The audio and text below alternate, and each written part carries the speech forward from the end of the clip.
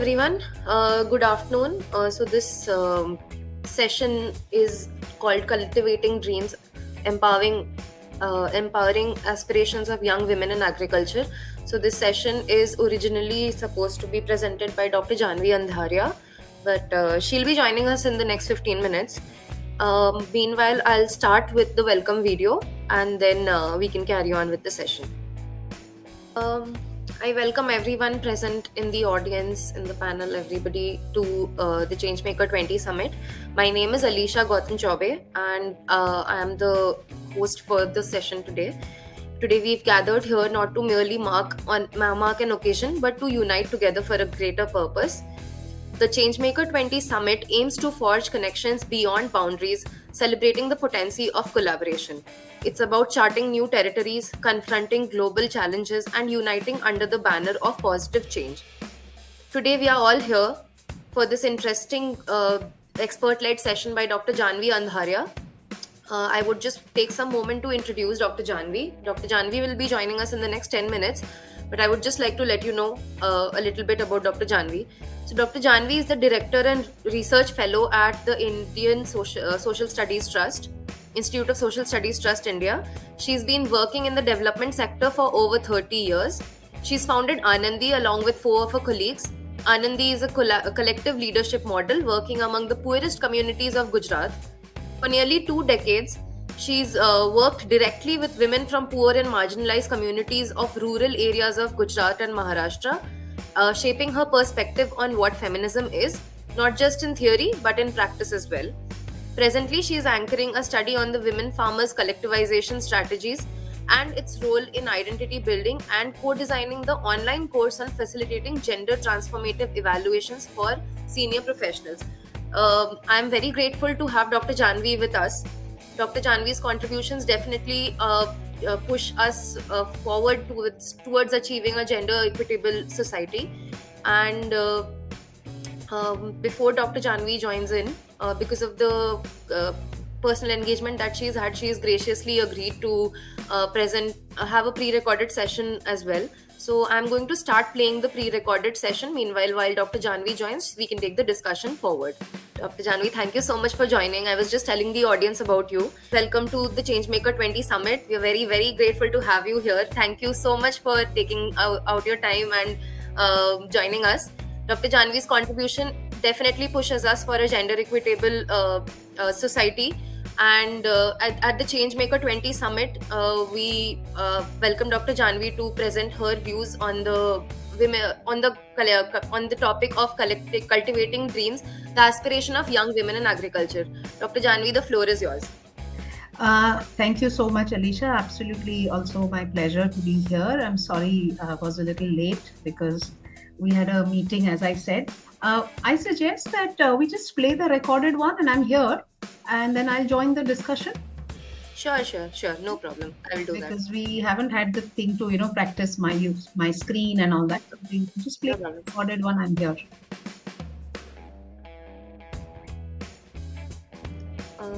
Is this visible? Yeah, it's coming. Great.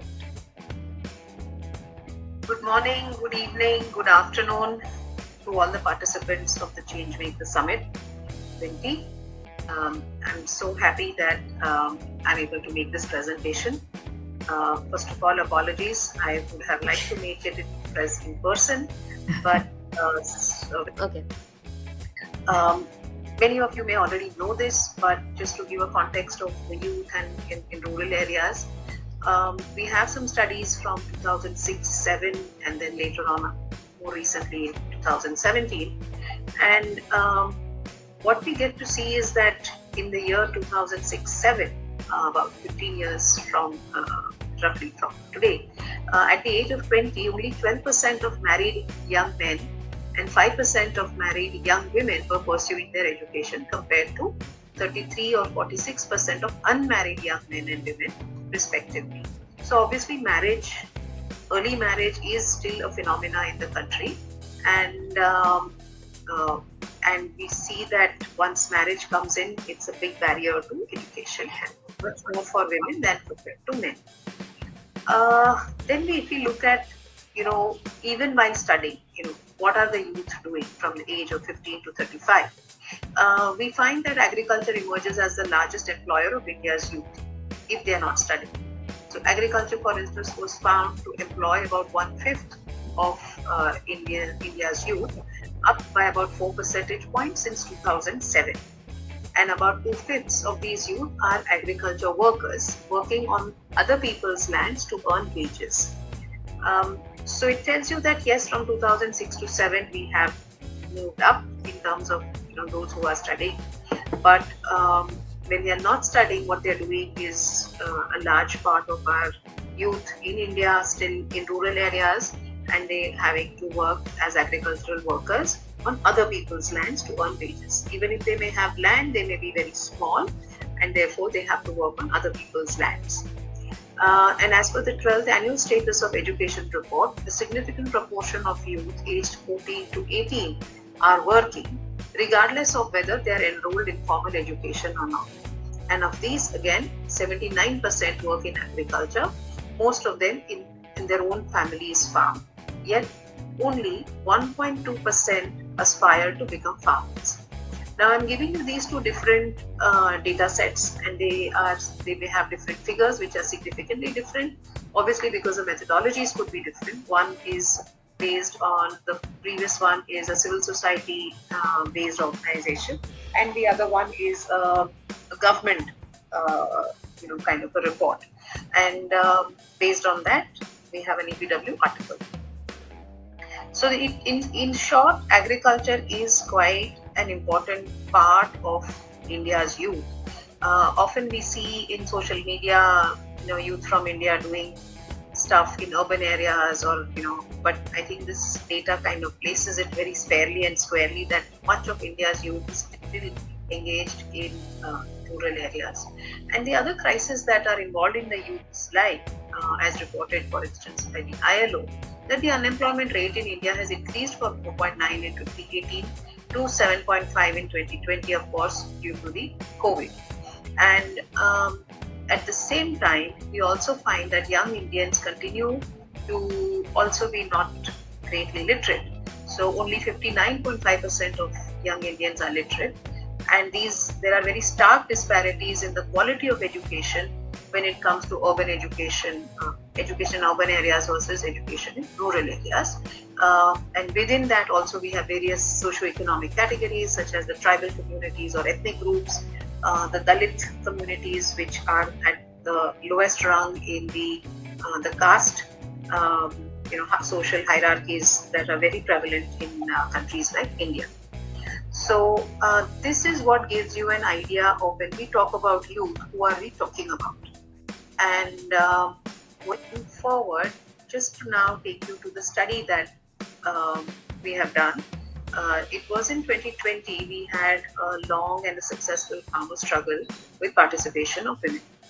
Decades of work in the rural areas of Gujarat with Mahila Samakhya and Anandi, where for me collectivization, organizing of women, and my association with the National Forum Makam gave me a very close-up view of the lives of women farmers and their families, their issues, challenges, and the existing dilemmas. So that was really the precursor for me to get into this study.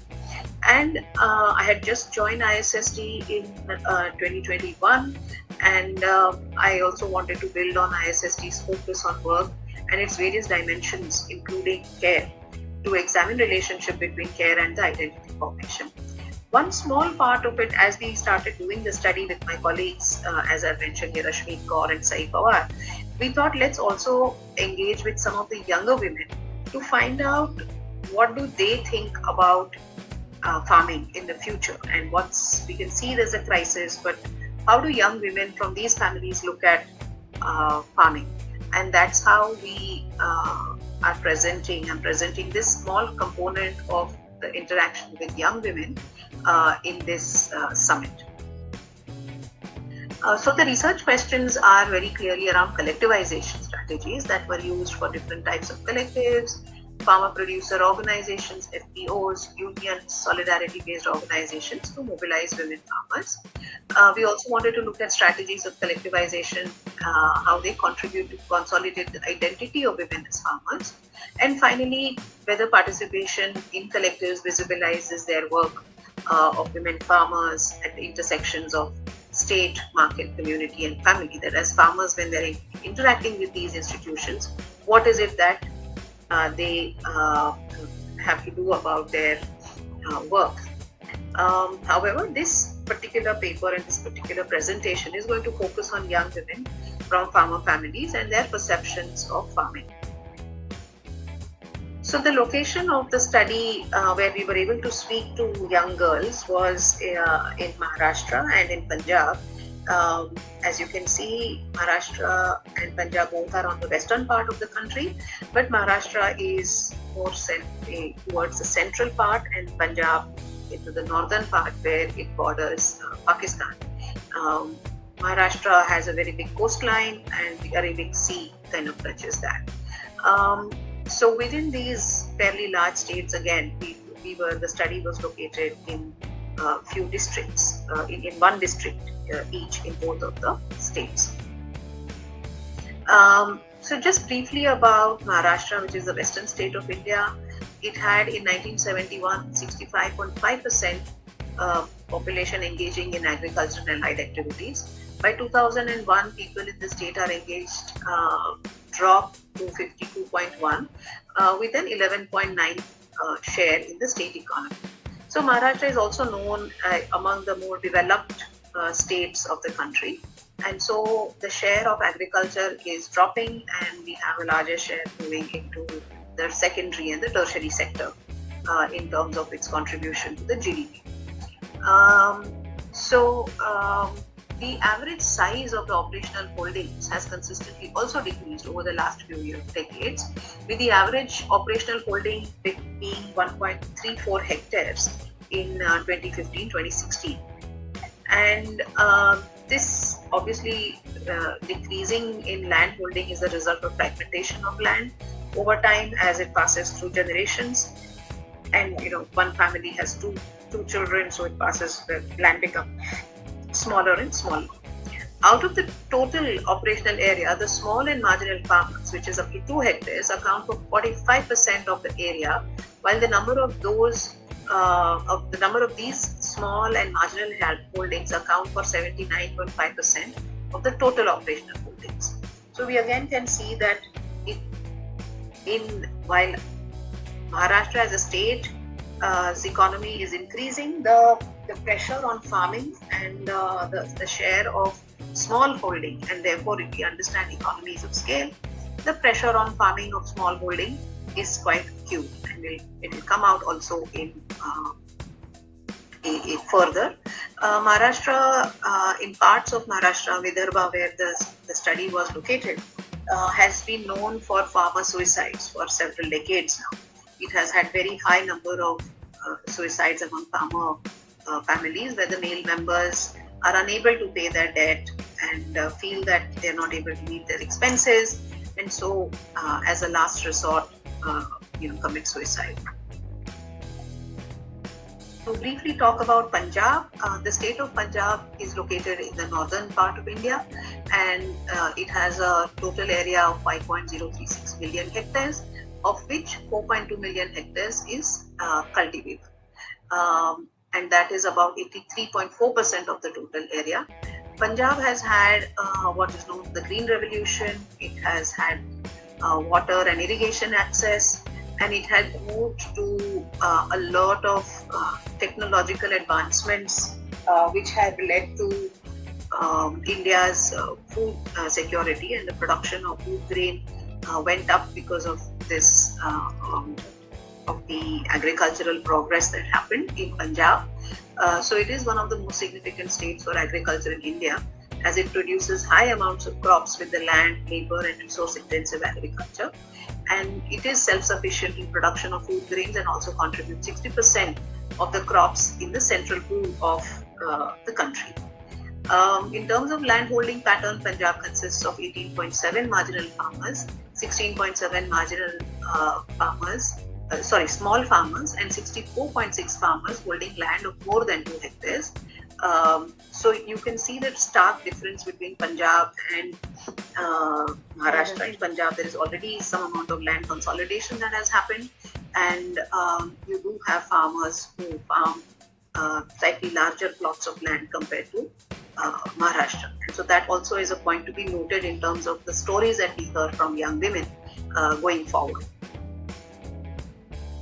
So moving to the topic for the presentation, we are looking at young daughters of farmer families from Maharashtra.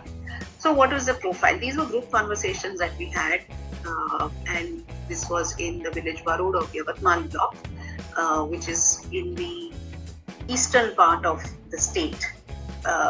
And there we spoke to about 4 girls. They were studying in class 12, first year college, and 2 of them were in first year college and the other had completed graduation. And one of them was also studying to join the police force or some government service. The streams of study that they were in was either arts and commerce mostly, and they said very clearly that commerce requires many more study hours, and because they had to travel 13 kilometers by a privately operated shared 3-seater vehicle, they do not go to the college every day because they can't afford it. It costs them 60 rupees, which is about $0.71 US. And for the small and marginal farmer families, this is quite a high cost to pay if the daughters have to go to college every day, say at least 26 days in a month. And so they don't go regularly. They belong to what is known as the other backward community. They are socially higher up than the Dalits, but economically weaker. And so this is again a category that has received some amount of reservation and preferential treatment when it comes to admissions, but they do not get the kind of economic benefits that those who are in the Dalit category or the scheduled tribes or the scheduled castes categories that Indian policies provide for. These families had some amount of land, not a lot.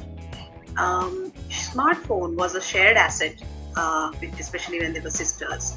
But there is no connectivity in the village, and so they have to go to the nearby town where their college is located to get internet access. It was very interesting that they said that they are on Instagram, and they said, no, we don't post any reels, but we just watch what comes on Instagram as we make friends. Now, what were their views about farming?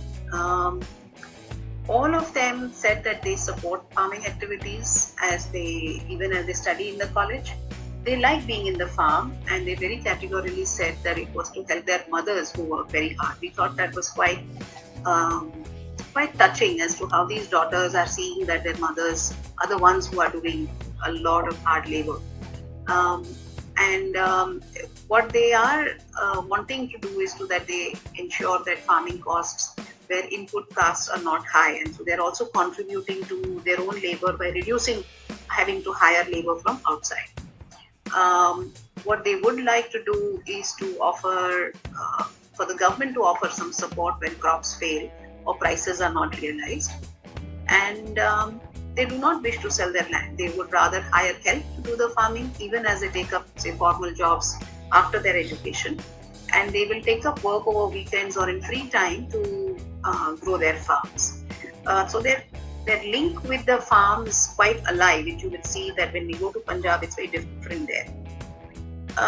Their views on the farm crisis, they said it is a lot of bad debts that leads to farmer suicide. They say they can be prevented if loans are taken in a limit, if the time for repayment can be extended, and if the government should have a bailout plan for these small farmers. In their own village, they say that the farm owners are few, but the farm laborers are plenty, which means the labor wage remains poor, and often the farm labor has to go hungry. Erratic rains also make it difficult to plant. At times, heavy rain at the time of harvest destroys all crop, as it did when we were interviewing them last year. And so they are very aware that weather is no longer as predictable as it used to be earlier. Now, what are their aspirations? They said that they would like to take up jobs because that helps to offset the risk that farming involves. That if you have a regular income, when there are ups and downs in farmers, you have a backup plan. One of the girls said that she wanted to join National Cadet Corps, NCC, which is available at the college level, to help her get admissions to join the police force. But she also spoke about how difficult it is because they stay far away and engaging in these activities is not easy. But she is still hopeful that her family will support her. They very interestingly said that they wish to be engaged with farming even after marriage, and they said that there is no shame in working with mud and dung, as they say they have done it from a very young age. When we probed a little and asked them that what kind of a match they would like their family to look for them, and there was a lot of giggles and laughter and bashful giggling. But then when we probed a little more, they said that they should have both. The family should have a balance of farm and non-farm sector jobs. That's how they feel that it will be more secure. And they are aware of the laws about equal rights of land ownership as daughter. But very clearly they said if there is a brother, we will not claim land in the maternal home, and that they will claim it only in their marital home. And this is where I think we need to, I'd like to speak about how these aspirations of young women are also shaped by gender norms, by the socialization that happens. And even as they look to better education, some of these norms which are very critical, land ownership and asset ownership, is something that girls are preferring not to claim. Because also the narrative we know from other interactions we've had during the study and my work in the sector is that they feel that when a woman claims land, it often leads to clashes within the family. It is seen as being disrespectful. It is being seen as becoming too liberal, too progressive, and too individual oriented if they start claiming ownership of assets, and particularly of land or a house. And so how these young women are also already socialized into that thinking. And what they say is that we want to retain our relationships with our brother and our maternal family. We don't want to claim ownership, although we have a law by which if they claimed it, the law is bound to give it to them. But they want to preserve their relationships with the family, the ties, the close-knit support systems, and they then say that we will claim land only in the marital home. Now we come to what our daughters from the farmer families of Punjab have to say. First, a little bit about the girls that we spoke to. They were mostly studying in the Chandigarh University, which is a union territory bordering the state of Punjab. And a lot of students from Punjab come to this town of Chandigarh, which has several educational institutions, including multiple universities. So these girls were studying at both bachelor's and master's level, and this was a government-run university, so the costs here were fairly low. The families from where they came were mixed. Some of them were engaging in farm work, and those who had leased out their land to tenants. So many of these girls are oriented to farm oversight tasks like supervision of spraying of fertilizers, and they know that if not done properly, it leads to loss of lakhs. So it took some time for them to start acknowledging that they are engaged in farm work, or they can do it or they cannot do it. But therefore there were these mixed views, and so for instance, even about the farm protest, many of them felt that it was very political and was not rooted in real issues.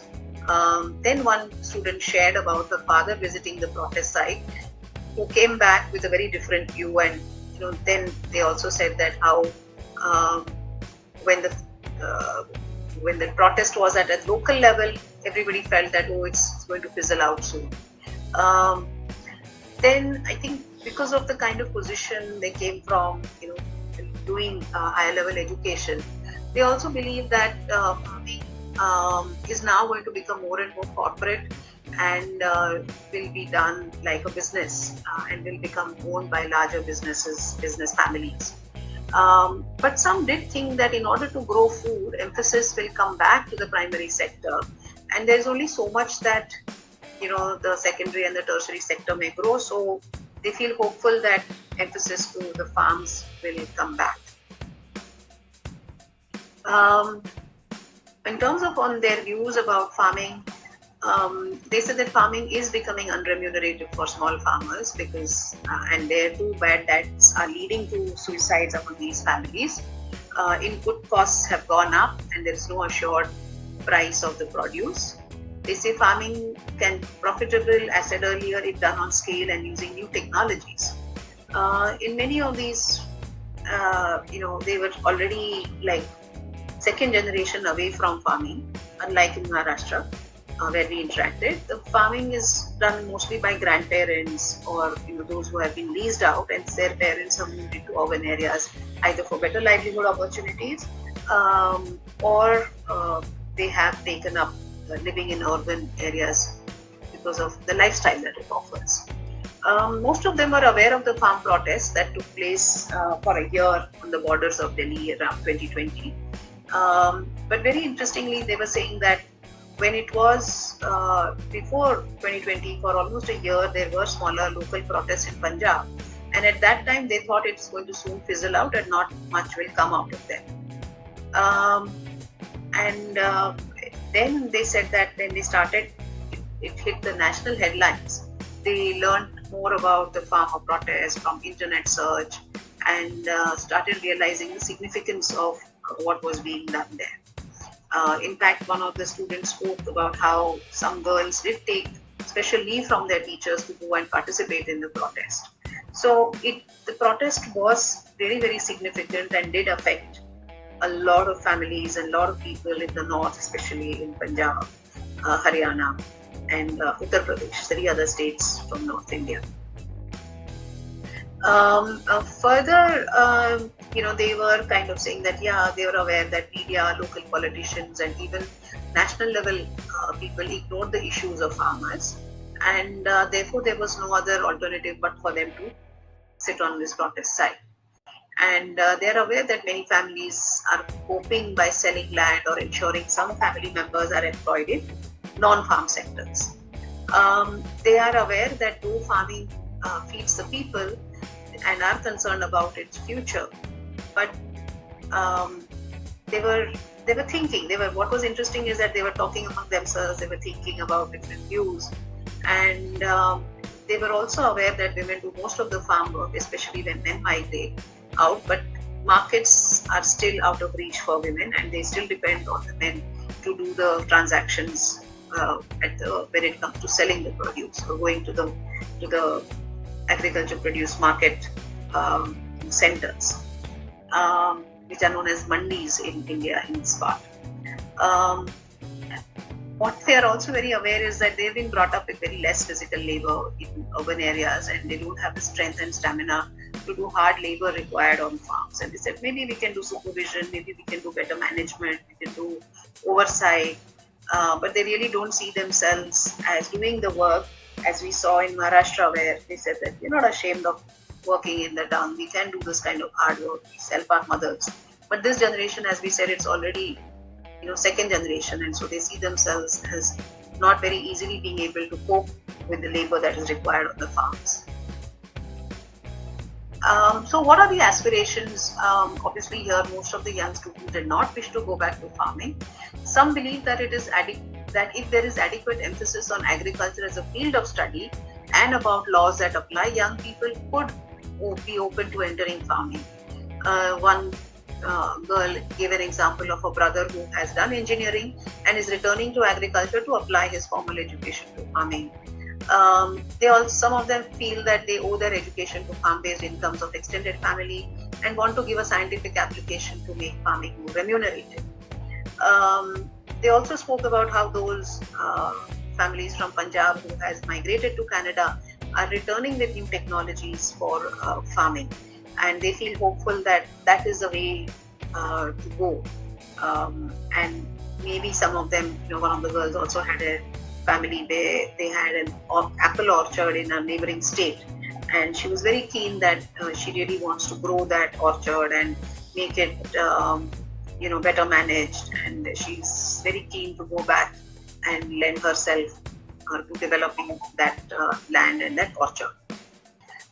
So coming to the closing of my presentation, what do we kind of observe about their dreams?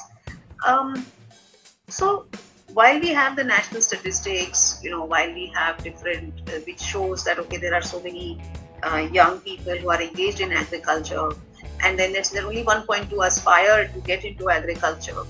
I feel that studies like this, the qualitative studies, where it helps us to get into the embedded context of the two different states, we realize that there are young girls who are wanting to still stay in farming. There is an understanding of a different kind of farming to which girls and young people may be attracted to if farming is offered as a different and a more remunerative proposition.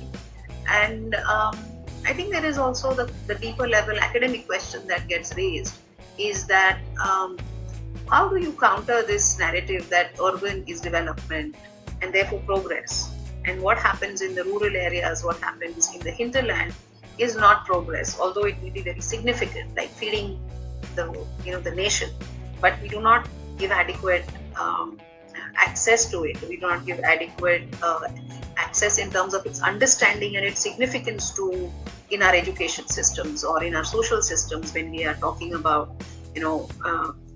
what do people do when they get money, and how do we build those social norms as narratives.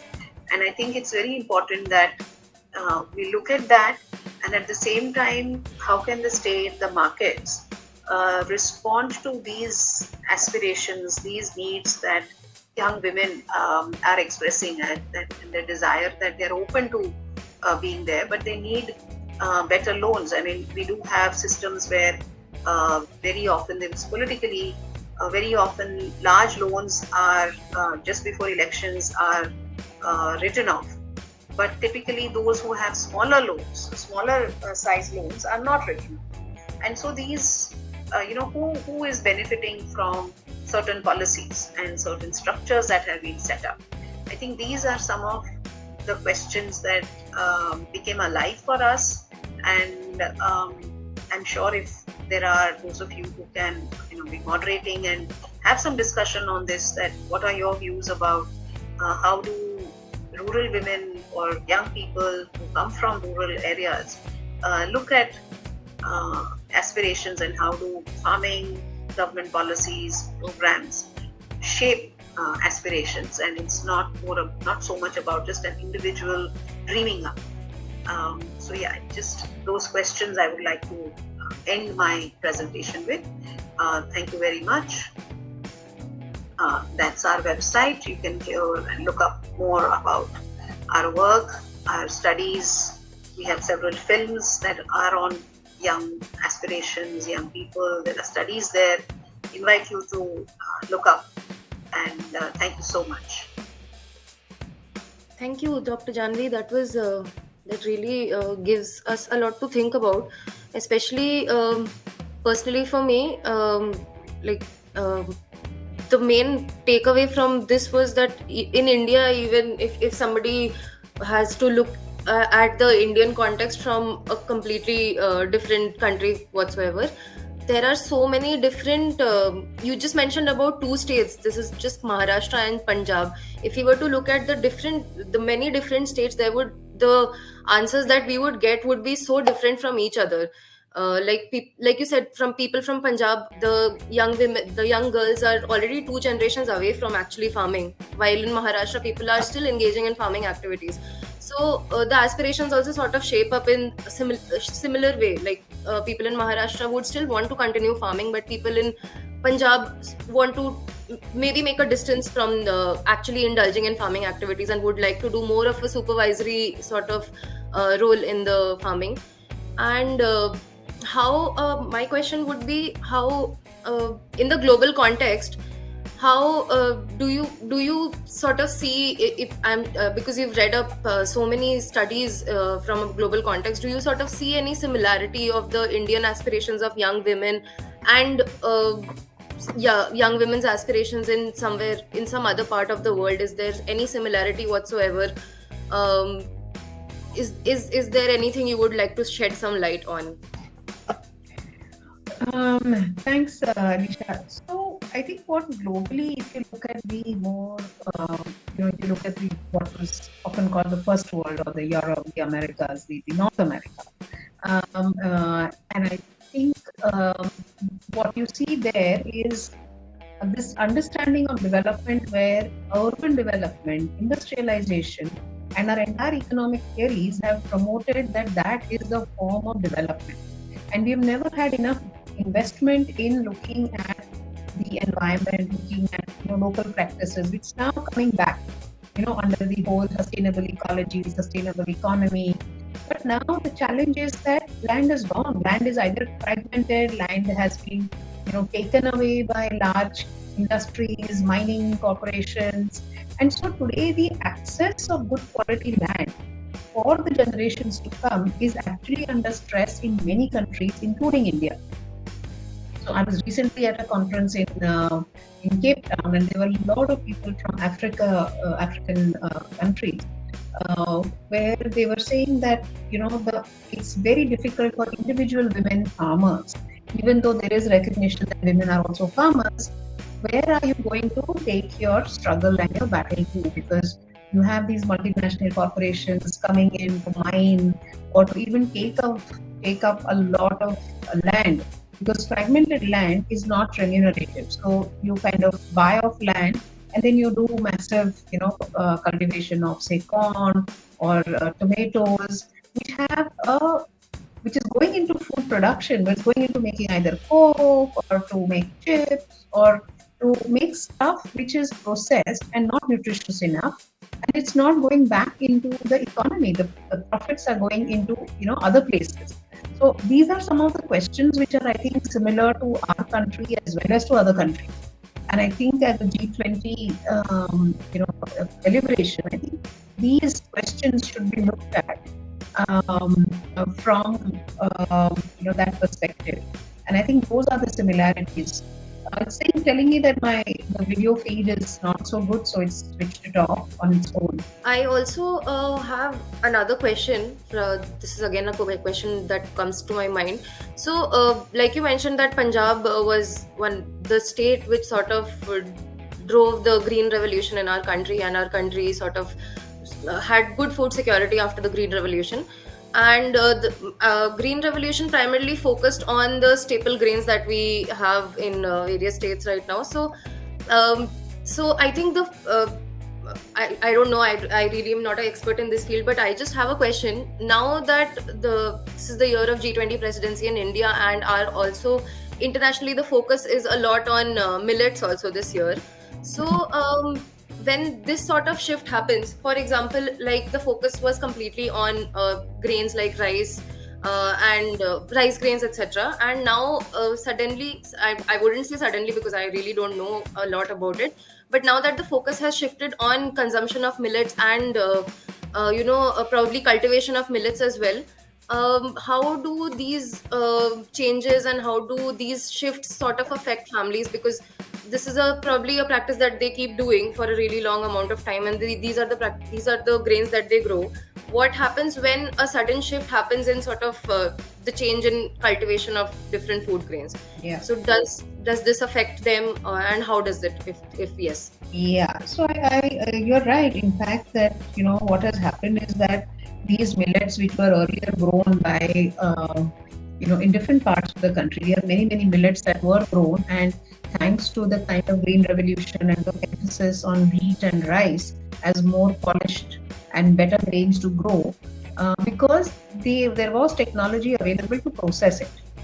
So you could convert it, you could dehusk rice, you had rice mills. So you did have investments in technologies that made the processing of these grains more easy, and therefore it was seen that it's easy to consume, it's better to make it available. And I think there was knowledge that these are not terribly nutritious compared to the millets. And at that time, we did not have enough technologies to process millets. So what has happened now is that there is investment taking place at national, global levels in investing in processing of millets. And today you do have a market, today you do have the understanding in at least the urban educated classes that these millets are good to eat and they are good to consume. Yet it is still a very niche market, and I think until and unless people are assured of a certain price, I think in agriculture the most critical component, which I think both the girls group pointed out, that if you're not going to make it remunerative, if you're not going to have assured prices, then why will they grow it? So if they know that in order to cultivate millets, I'm going to spend say 120 rupees, I need to definitely get at least 150, 160, per kg of whatever I'm growing. So I think that recognition will take a little time. The demand for these millets coming in, and the understanding of productivity has to change, because I think even the struggle is that why are the input cost, why are they willing to put more input cost, is because they feel that it will give me X amount of production and which will offset it.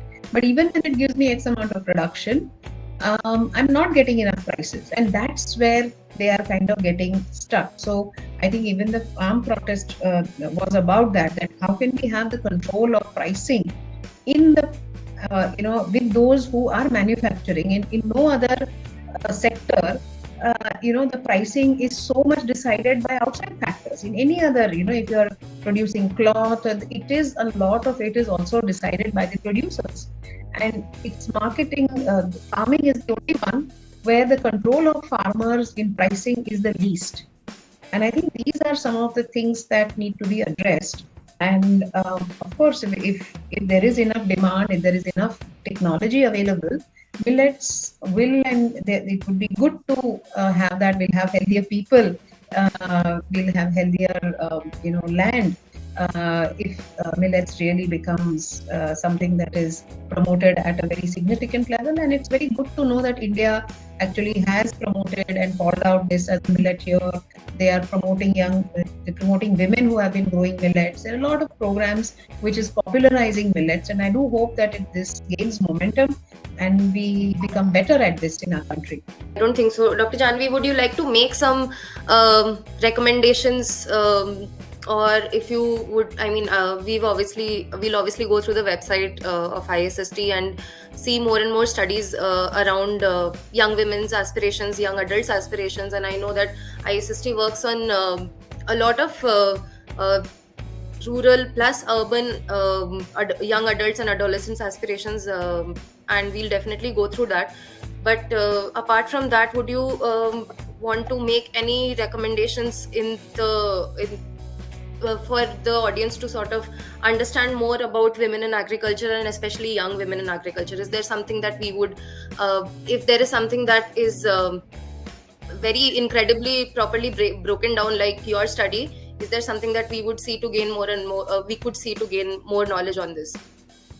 Yeah, I think that one of my biggest recommendation would be that, it actually comes from the disability sector, which says that nothing about us without us. And I think that's a great slogan for even young people, and young people in every sector. We have to have an intersectional lens that young people's voice are not those who reach higher education, or not those who reach urban areas, or those who have access to technology. We need to have a clear understanding that there are a lot of young people who still reside in places where the access to resources, access to basic information is still lacking. But can we make an effort to bring them to summits like this, to platforms like this, so that they are able to hear their voices? While I may be one voice who has gone there, and I'm certainly not young in terms of my age, I've certainly way past that frame. But I think instead of me, it would be great if some of the women themselves were here. The young women themselves would be part of such forums where they feel that they are heard, where they get a chance to speak about what their aspirations, what they think about what needs to change, what does safety mean to them, what security means to them, what support they need. I think that would be my one big recommendation, that we need to listen to more voices from the margins to inform our policy making and decision making. While we wish to strive towards that, we would I mean, I personally would thank you to sort of bridge the gap between the young women not being able to participate here and bring their voices to the summit. Thank you so much. And yeah, I think this has been an extremely enlightening session for me. And thank you so much, Dr. Jahnvi. Thank you. And we'll have more people from ISST in the coming days of the summit. And Yes. thank you so Yes. much for actively participating in the summit. You guys, the ISST team has been a very proactive partner for this summit. Thank you so much. Thank you, Alisha, for being so consistent about, wanting to be there. So also appreciate your consistent efforts and persevering with us. So thank you so much, and wish you all the success. Thank you so much. Thank you.